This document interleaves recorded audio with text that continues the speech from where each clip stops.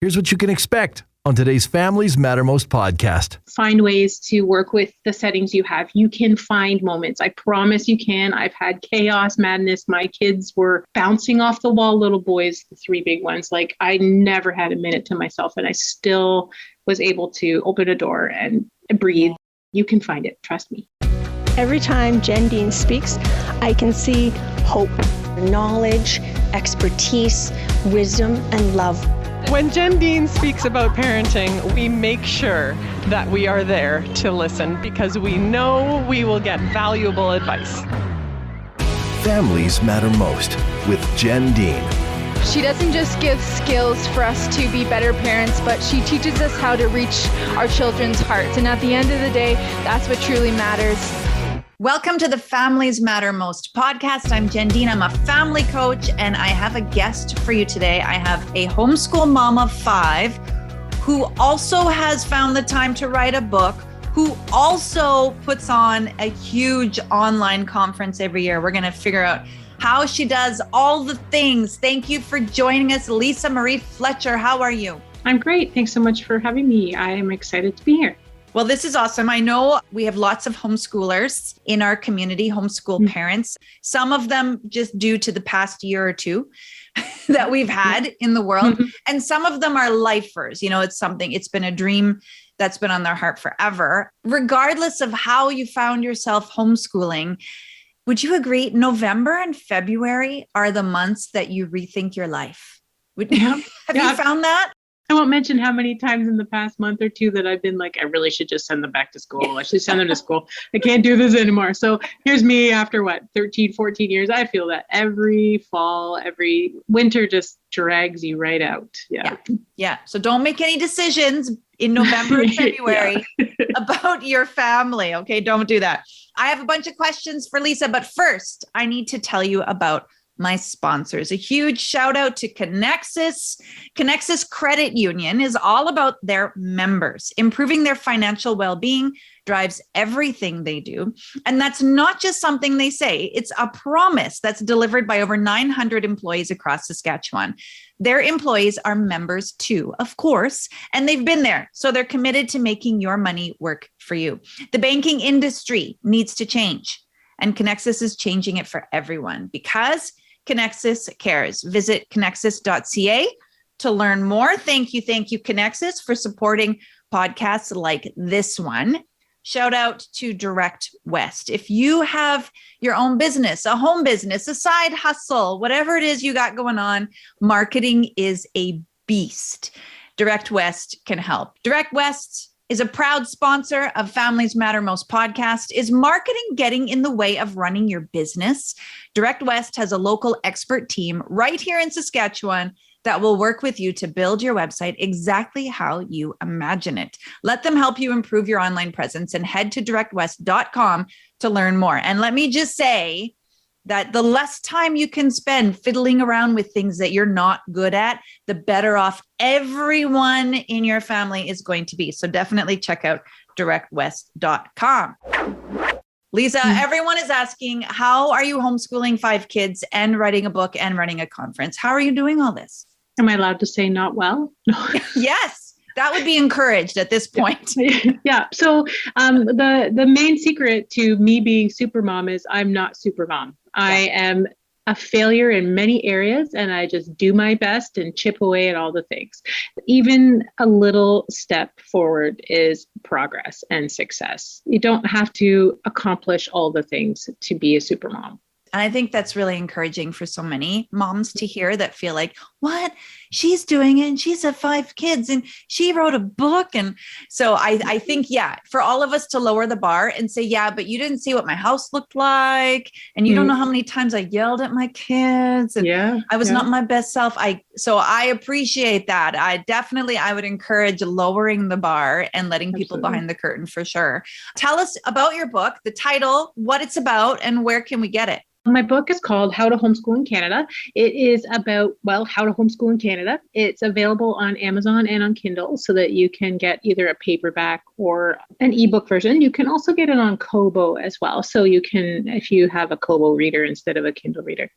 I basically took all the things that people always ask me when they're asking for support for homeschooling, because I run a website called the Canadian Homeschooler. It's like 11 years old now, which blows my mind completely.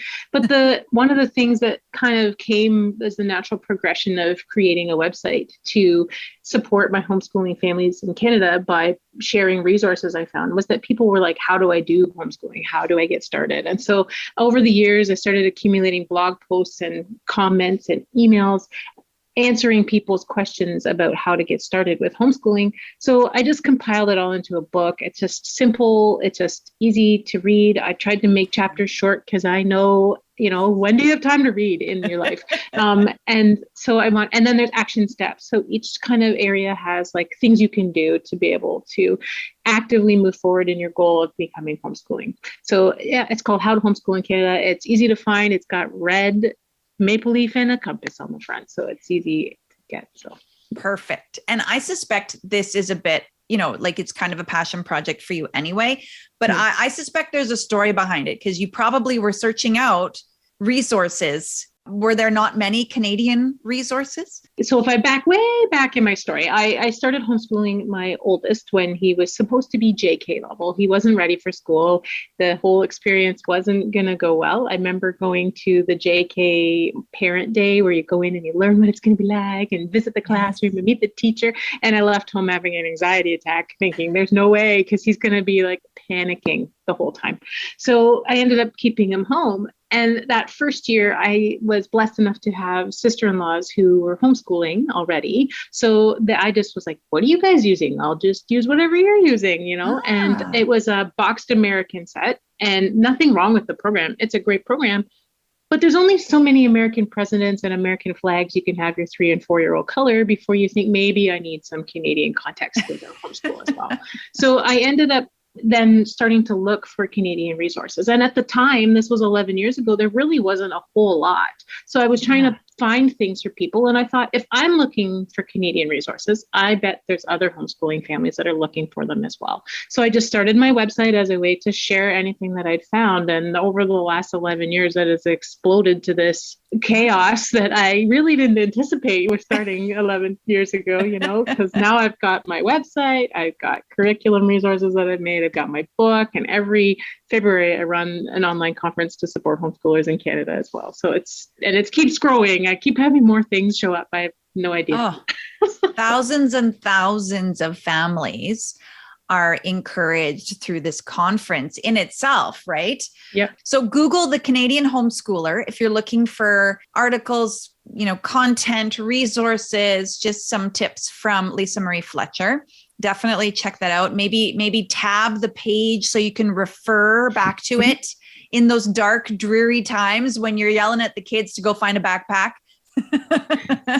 I've done that. Go get a backpack. That's it. We're going to school. There's one down the street. Let's go. Yeah. I don't recommend that as a family coach. I don't recommend threatening with public school as like the thing, like you behave or else. I don't recommend that. However, I have done it. So let's try to avoid that. So you've homeschooled.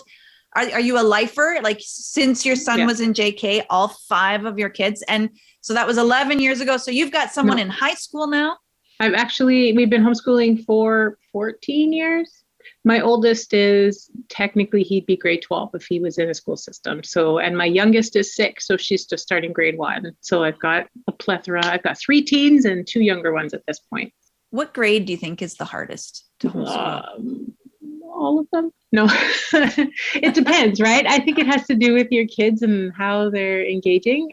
The teen years have proven more challenging than I kind of anticipated with some of the choices that my kids are making or lack of choices, those kinds of things, right? Yeah. But any point, if the kids are excited and engaged, it is fun to learn. It is absolutely fun to learn, right? Whether that's, learning how to read with your 6-year-old or whether it's studying biology and the genetic mutations for DNA with your, high schooler, it can be a lot of fun. And it's a really great way for me to refresh all those things that I loved doing in school, but never really got. Like now I'm getting a chance to study them in depth. But honestly, I will say today, I think algebra has been the bane of my existence this week. So maybe high school has some challenges I need to outsource a little bit better. Well, outsourcing is a real homeschool method. I like to encourage parents by saying, you know what, you don't need to be the teacher in every subject. You need to be the mentor. Yeah. You're like the guidance counselor. You're just there to make sure that it's getting in, and it doesn't matter how it gets in. You're just there to make sure that it happens. So I think to have to think that you're going to be the teacher for every one of these courses would be so overwhelming. Yeah, no, I mean, even in school, they don't have teachers that teach everything, right? They have specialized people, and you have to use what you can to be successful. So I love that. Facilitator, that's what I think of myself. That's right. That's right. A facilitator. Well, if it's encouraging to any of our listeners that have older kids, or if you're homeschooling and you're thinking, I don't know what high school is going to be like. Fun fact, I was like an honor roll student in public school, high school, and I loved chemistry. It was probably one of my favorite classes, and I did very well in it. And I'm not even joking. It wasn't until I'm embarrassed to even say this out loud. It wasn't until I was homeschooling with my kids and we went to a science center and I saw a periodic table with little things like for gold, they had gold, and silver was silver, and they had like a vial of the gases. And it wasn't, I'm serious. My mind exploded and I looked at it and I was like, wait, you mean everything on Earth came from this periodic table? Nice. I had no idea, Lisa. I could balance equations all day long and I had no idea. And I was like, oh, it's like Minecraft. It's like a Minecraft table. This is everything. And it's funny when I tell other adults, they're like, duh. Like, no, I didn't understand. No, it's that light bulb moment, right? Yeah. And I think we all get it, and it's cool to see our kids get it too, right? So that's my goal. I think you're probably in the same mindset, is if you can love learning, if you can have that glint in your eye where you get excited about something, in my mind, that's a win. If you can, at the end of the day, say, we had that look during school somehow. If I got that look with one of my kids today, then it's a win. And I feel like we need to lower the bar from, I need to do every subject perfectly. They need to, ace every test and all the quizzes, and they need to do it with a happy heart and a good attitude and love learning. Oh, and they need to do their chores and they need to be respectful. I feel like we just need to lower the bar a little bit, because what is it? The stat I heard, 1 in 10 homeschool days. If that goes well, then that's a win. Yeah. Yeah. I believe it. Oh yeah. Today was a semi-successful day. I did some schooling with some kids. So for me, that's good. That's good. Maybe tomorrow I'll do more school with the other kids. Maybe you balance it all out eventually.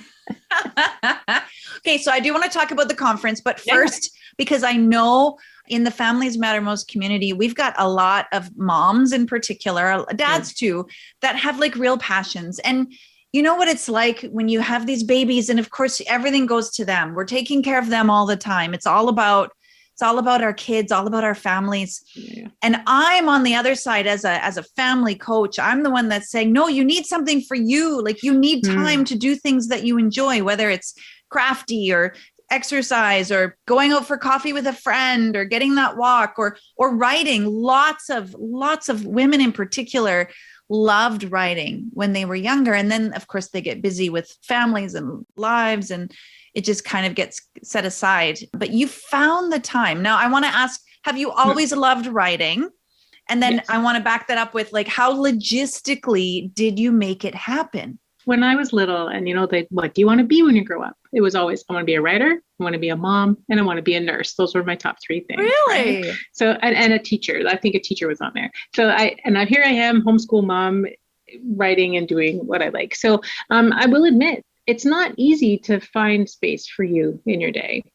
I mean, I've done my blog for so long, right? It became work, and it was no longer that passion thing. It was I have to do more. I have to work harder. I have to do all the things. So it wasn't really that, like, I'm on fire and enjoying every moment of it. So I will say that sometimes it's hard to find that peace when it becomes work, right? Right. So I a couple of years ago, our family moved, and it was like this crazy fast whirlwind move. And we had like 13 years worth of stuff to get out of a house in like 4 weeks that I really had no intention of moving from. So we moved, and then we moved to a new place, and my husband's like, we need to paint it all now. So we painted like the entire huge house in a couple of weeks, because then we had family Christmas at our house with 40 people. And then I had the conference, and then I totally burnt out, like fried out, like unfunctionable burnout, like couldn't even get out. Like it was my life goal was get out of bed, sit in the main area of the house, and make sure nobody died today. Like that was. This is like a medical, your body shut down. Yeah. Like I didn't get diagnosed, but I can tell you I couldn't function. My brain would not connect no matter how hard I tried. I was just surviving every day. Yes. And during that time, I started doing something that I haven't done in years and years and years. And I started reading. And I hadn't read in so long that it was like all of a sudden that passion of when I was little, and I used to read books through my life like crazy, right? And then when I became a mom, I just didn't have time to read. I'd fall asleep the minute a page opened up, like just the minute you have a time to take down. And then that led naturally into my passion for writing. And I started writing fiction, which wasn't my work book, but it was my own stuff. And it allowed me to have an identity away from Lisa mom, Lisa the homeschooler, Lisa the Canadian homeschooler. It allowed me to be Lisa the writer. And I even put a pen name so nobody online could know that I was me, right? It was like my own identity, my own space. And it gave me time to heal myself and write and find passion. So how do I fit it into my day? And that includes my work and stuff. Is I get up really stupid early o'clock in the morning and I write for an hour. I have tried really hard to protect an hour of my morning for just me, to do something for me. If I don't take that time, if I don't get up at 5:30 and I don't write, I have found I get more and more, like I don't even know that you don't even think about it, right? It's all the other things. But at the end of the day, I'm like, I've been really angry at people all day. I've been really stressed all day. When I take that hour, I find that I head into the day with more positive anticipation. Maybe that's the word. I expect more positivity because I've had that time to take time for me and reset. So, and then it allows me to do all the other things that I want to do, like be successful with my homeschooling, like work on my business work, like be able to spend time with my husband and intentionally spend time with kids doing things other than trying to convince them that algebra is actually worth their time. Those kinds of things. I also encourage parents to get up before their kids, not necessarily to write for an hour, although that would be amazing, but even just to not feel like you're running. Like when you open your eyes, if you've got a 4-year-old staring at you in the face saying, Mom, I just spilled all the milk in the kitchen, your day is not going to go well. You're going to feel like you're running all day long, just trying to catch up. And I've seen that so many times that I encourage parents to get up just even 15 minutes. And I know moms and dads will say, but you don't know. You don't know. I've got a baby. I've got a toddler. If I set foot outside of my bedroom, I've got little people that start sneaking out of their rooms. And then I have to start my day so early. So did you have to navigate all of that? How did you work around it? So yes, because my kids were early risers. I have some that have been up since 4:30 in the morning since the day they were born, right? And now that they're teenagers, they don't get up quite so early. So that's kind of a time when I'm finally able to find my routine. But when they were little, I still got up early. So I'd get up with the ones that was early. And then I would put them in a safe space. Usually it would be like locking them. If they were little, it would be literally baby gating the office room with me. And they had toys in the office space. And that was my space. At that time, I wasn't writing because my creative brain hadn't kicked in, but I was doing whatever I needed to do for myself in that morning time. And my kids really learned how to be independent with their play and interaction time with each other and with themselves to keep themselves busy. So it wasn't me having to be like entertaining mom all the time. It made them learn that I had things I have to do and they need to take care of themselves, even when they were little, right? And it's not that I wasn't unavailable. I was there and I still engaged with them. And there are always going to be periods of time where the babies are clinging to you or the little ones need attention so much of your day. And I think that is a period and a season that we all have as parents, right? Our kids need us, and it's okay if you can't eke in periods of time, but there's always minutes. You can always find a minute in your day for you, right? Like if that's just like going in the closet and hiding for a minute and taking a deep breath, like if that's all you can do, or opening the front door and taking a big breath of fresh air, just facing away from the chaos behind you, like whatever it is, to be able to center yourself back to reality instead of feeling overwhelmed. Whatever you can do, if that's an hour in the morning before they wake up, if that's 2 minutes sitting in your bed before the kids get in, whether that's a minute breathing outside your window, I'm sure you can find moment in your day for you. Yeah. That's really good advice. And I think in this culture of overwhelm right now, I think that's a good tip for every one of us, is to look for those moments and try and build into some bigger spots of time. I love that idea of carving out that time. And ideally, if you can do it first thing in the morning. I've just found if I don't do it first thing in the morning, I can have all the best intentions. It just, for me, and I think for most people, it just doesn't happen. It just doesn't. There's always a million really good reasons that are going to take precedent over whatever it is you were hoping and planning to do. So first thing tends to work out really, really well for busy moms and dads. If you're listening to this podcast and you're like, yes, Lisa Marie, that sounds wonderful for you, but you don't know my kids, they can't even play by themselves for 5 minutes. If you're thinking that, I want you to go back and find the podcast episode, just a few before this, called Blanket Time. And it's actually where I start teaching parents to help little kids, even from toddler age, to start being able to play by themselves, have a couple of minutes, and just start building into that. And it's great for the kids. It's great for things like restaurants, doctor's appointments, when you want your kids to be able to sit still just for a short amount of time. Church, if you go to church and you're like, man, what's the point? Because I'm spending all my time dealing with these children that won't be quiet or won't sit still. This is a great tool and technique to build into some of that time. If you're like, man, I'd love to have a cup of coffee with a friend and have a conversation and not be so preoccupied with my little one all the time.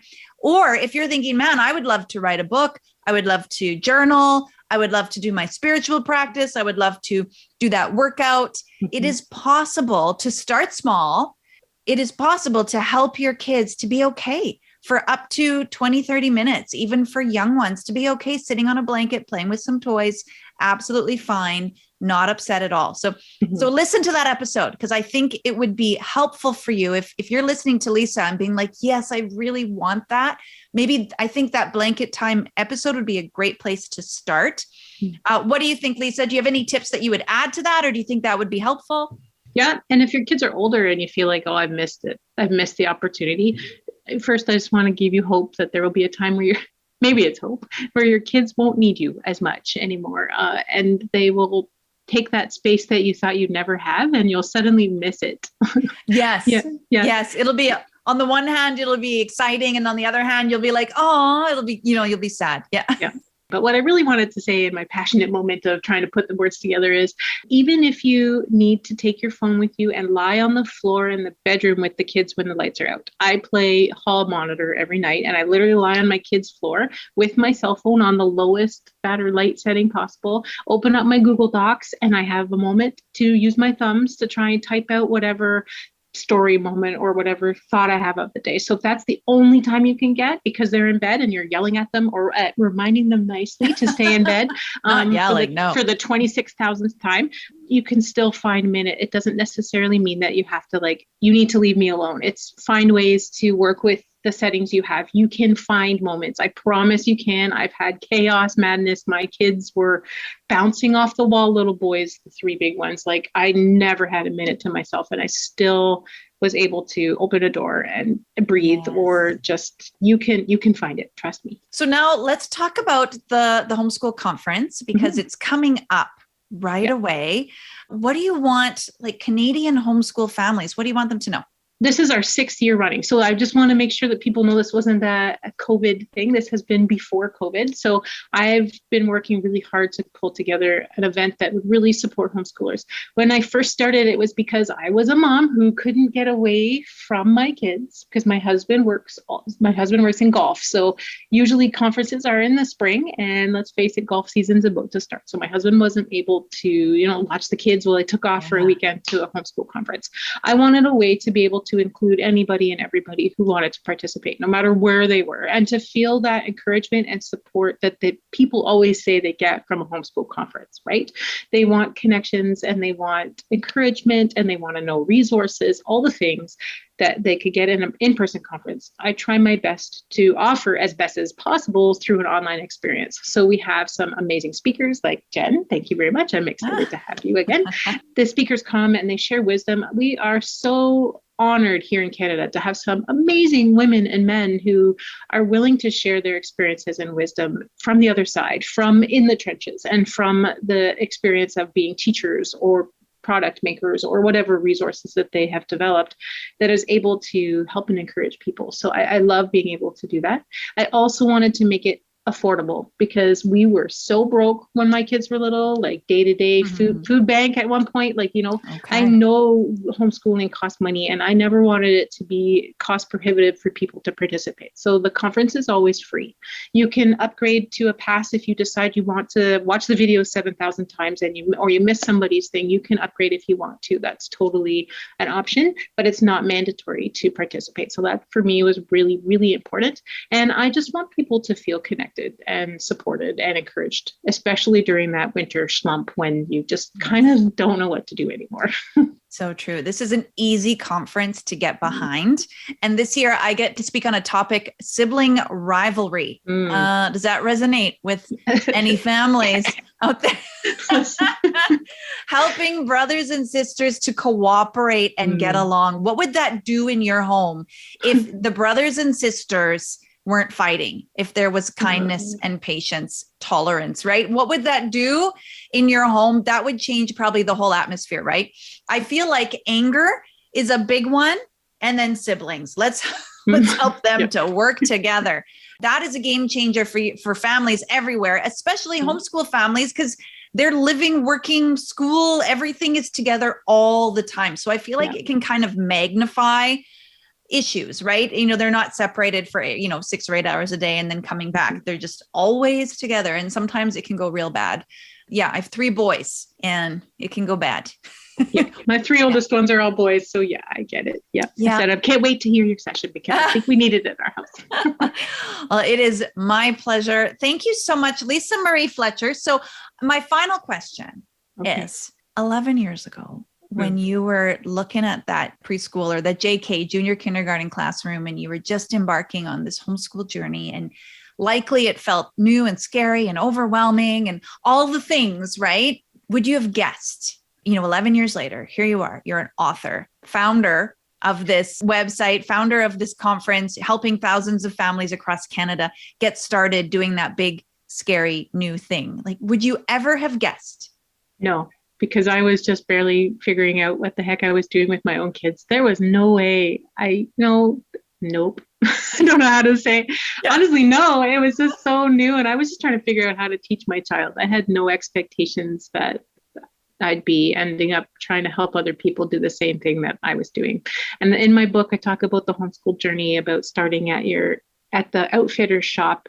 Like literally when you start a journey, you go and you get all the stuff. And the fact that I was there not that long ago, and now I'm on the trend, I'm on the path looking back and yelling encouragements to the people coming up alongside. I'm so excited to be able to follow and encourage people, but look ahead at the people who've been there, done that, and learn from them, and then turn around and share that with the people that are on their way. So I love where I am and what I do. And I love being able to encourage people, and I love seeing my kids growing through this experience as well. So. Yeah, it's a blessing.